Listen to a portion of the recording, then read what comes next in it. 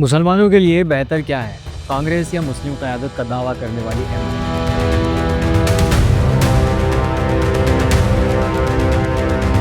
ये बहस पहले चरण की पोलिंग से पहले नहीं हुई, मगर अब हो रही है ठीक दूसरे चरण से पहले। क्यों?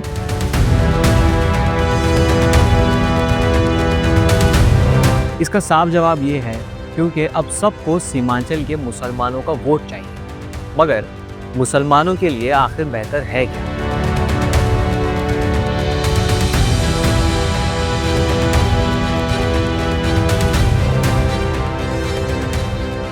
चलिए मैं आसान कर देता हूँ।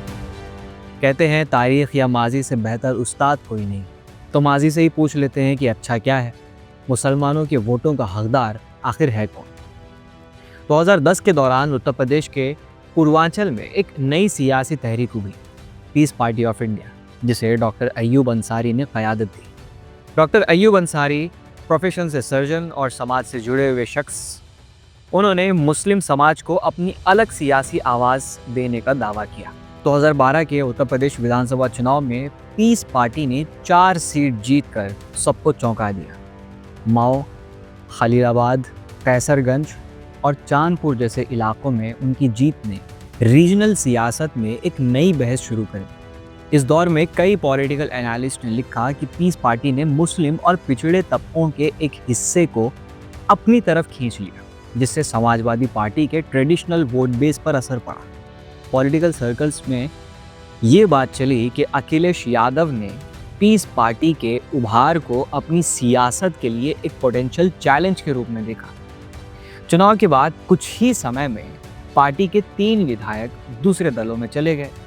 इससे पार्टी की स्ट्रेंथ असेंबली में ख़त्म हो गई और पीस पार्टी का नेटवर्क धीरे धीरे कमज़ोर पड़ता गया। कुछ समय के बाद डॉक्टर अय्यूब अंसारी भी कानूनी इल्ज़ामों के दायरे में आए और उन्हें जेल भी जाना पड़ा। उनके सपोर्टर्स का मानना था कि ये सब सियासी दबाव का नतीजा था, जबकि दूसरे एक्सपर्ट्स कहते हैं कि पार्टी में इंटरनल मैनेजमेंट और ग्रास रूट स्ट्रक्चर्स की कमी एक बड़ा कारण बनी। अगले 3 चुनाव 2017, 22 और बीच के बाई इलेक्शंस में पीस पार्टी एक भी सीट नहीं जीत पाई। इस दौर के कई लोग उत्तर प्रदेश की मुस्लिम सियासत के डिसेंट्रलाइजेशन को वक्त कहते हैं, जहां independent Muslim parties mainstream regional parties में एब्जॉर्ब हो गई। अब बिहार का मंजर मैं आपको बताता हूँ। 2015 के बिहार में भी एक ऐसी ही कहानी देखी गई, जब MIM ने सीमांचल क्षेत्र में अपनी पॉलिटिकल एंट्री। 2020 के बिहार विधानसभा चुनाव में असदुद्दीन ओवैसी की पार्टी ने 5 सीटों पर जीत हासिल की। किशनगंज, अमौर, बहादुरगंज और कोचाधामन और जोकीहाट में पार्टी ने अपना बेस बनाया। ये पहली बार था जब बिहार में मुस्लिम वोट को एक अल्टरनेटिव रिप्रेजेंटेशन मिलती दिखी। लेकिन कुछ ही समय बाद MIM के 4 विधायक RJD में शामिल हो गए। ये डेवलपमेंट पॉलिटिकल सर्कल्स में एक सिग्नल था कि बिहार में भी इंडिपेंडेंट मुस्लिम पॉलिटिकल सस्टेन नहीं कर पाई। एनालिस्ट का मानना है कि RJD ने एक तरफ अपना वोट बैंक कंसोलिडेट किया, लेकिन दूसरी तरफ सीमांचल जैसे इलाकों में मुस्लिम पॉलिटिकल असर्शन की स्पेस सिमट गई। ऑब्जर्वर्स के मुताबिक तेजस्वी यादव की पार्टी ने मुस्लिम्स रिप्रेजेंटेशन के लिए सिंबॉलिक जगह तो दी, लेकिन पॉलिसी और नैरेटिव लेवल पर वो स्पेस अभी भी लिमिटेड है, महदूद है। इस वजह से कुछ एनालिस्ट कहते हैं कि बिहार में मुस्लिम सियासत का एक्सपेरिमेंट शॉर्ट टर्म में वीकन हुआ है, कमज़ोर हुआ है। लेकिन MIM की प्रेजेंस ने एक अल्टरनेटिव डिस्कोर्स ज़रूर बनाया, जो आज भी ग्रास रूट में मौजूद है। अब मैं आपको आसाम का भी एक मॉडल पेश कर दिया। आसाम में 2011 की जनसंख्या के मुताबिक मुस्लिम आबादी 34.22% थी।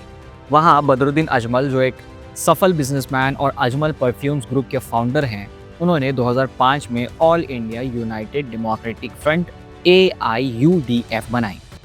उन्होंने कांग्रेस की पॉलिसीज से नाराज़ होकर अपना पॉलिटिकल फ्रंट शुरू किया और 2011 तक उनकी पार्टी के 3 MP और 18 MLA तक जीते। AIUDF की सियासत ने मुसलमानों को एक अलग रिप्रेजेंटेशन दिया, लेकिन इसके साथ ही आसाम में ध्रुवीकरण यानी कि पोलराइजेशन यानी कि बढ़ जाना भी बढ़ने लगा। हेमंत बिस्वा शर्मा, जो पहले कांग्रेस में थे, उन्होंने तरुण गोगोई से मतभेद के बाद बीजेपी ज्वाइन की और आसाम में बीजेपी का बेस मजबूत किया। इस ध्रुवीकरण के असर की वजह से बीजेपी पहली बार वहां सत्ता में आई और AIUDF और कांग्रेस दोनों का वोट बेस डिवाइड हो गया। 2019 के लोकसभा चुनाव में अजमल साहब को 10 लाख से ज़्यादा वोट से हार मिली, जो भारत के चुनावी इतिहास में सबसे बड़े मार्जिन में से एक है।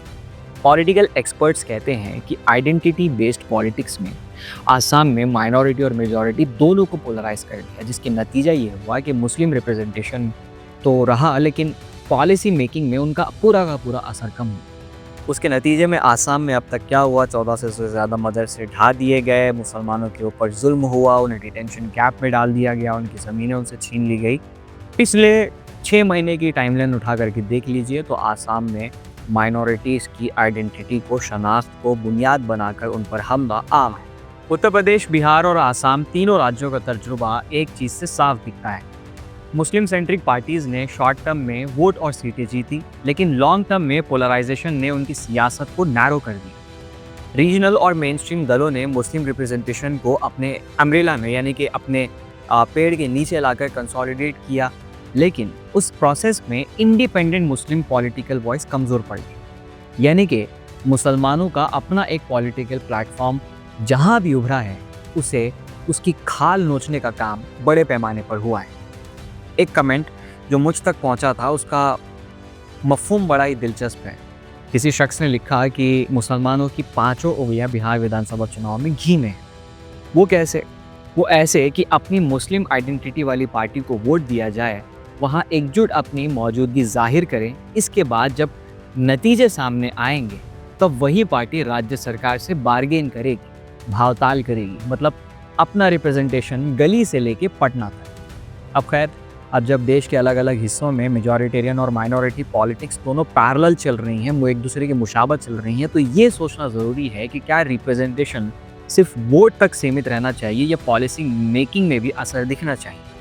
यानी कि जब कैबिनेट में पूरे लोग बैठेंगे, तमाम वज़रा बैठेंगे, तो वहाँ पर मुसलमानों के लिए अलग हिस्सा क्या होगा, बशर्त ये कि मुसलमानों का वोट एक दिशा में जाए।